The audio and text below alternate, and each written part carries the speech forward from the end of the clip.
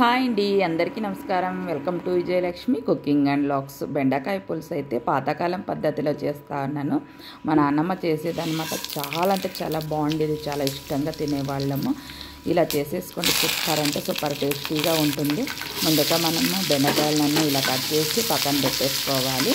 ఇక ఒక కడాయి పెట్టేసుకొని ఆయిల్ వేసుకొని పోపు దినుసులు వేసేసి ఆనియన్స్ వేసేసి అలాగే గ్రీన్ చిల్లీ కూడా వేసేసి టమాటా ముక్కలు పసుపు పచ్చికరివేపాకు అన్నీ వేసేసి ఒకసారి బాగా కలిపేసుకోండి.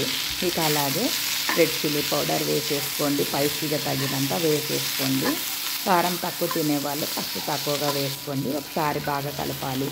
ఇక ఆ తర్వాత ఇక బెండకాయ ముక్కలు అయితే ముందుగా కట్ చేసుకున్నాను కదా, అవి కూడా వేసి ఒకసారి బాగా కలిపేసుకోవాలి. ఇక ఒకసారి బాగా కలిపేసుకున్న తర్వాత కాసేపు మగ్గనివ్వాలి. ఇక మగ్గిన తర్వాత ఇక చింతపండు రసం అయితే వేసేసుకోవాలి. ఎక్కువ తినేవాళ్ళు కాస్త ఎక్కువగా వేసుకోండి, లేదు తక్కువ తినేవాళ్ళు కాస్త తక్కువగా వేసుకోండి. చూడండి, ఇక బెండకాయ ముక్కలు అయితే బాగా మగ్గిపోయాయి కదా. ఇప్పుడు తగినన్ని నీళ్ళు అయితే వేసేసుకోండి.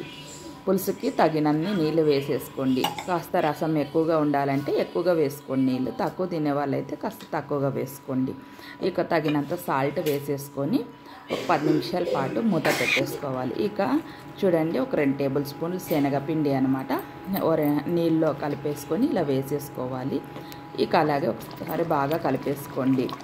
ఇక బాగా ఉడికేటప్పుడు కాస్త అలా ధనియా పౌడరు అలాగే కొత్తిమీర వెల్లుల్లి పేస్ట్ కూడా వేసేసుకొని ఒకసారి బాగా కలిపేసుకోండి. కాసేపు అలా మగ్గిన తర్వాత మనకి బెండకాయ పులుసు అయితే రెడీ అయిపోయింది. లైక్ చేయండి, షేర్ చేయండి, సబ్స్క్రైబ్ చేసుకోండి. Bye friends.